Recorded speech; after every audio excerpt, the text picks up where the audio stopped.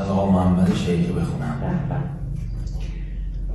در یک شب بارانی و دلگیر میفهمد او زود رفت، این ماجرا را دیر میفهمد.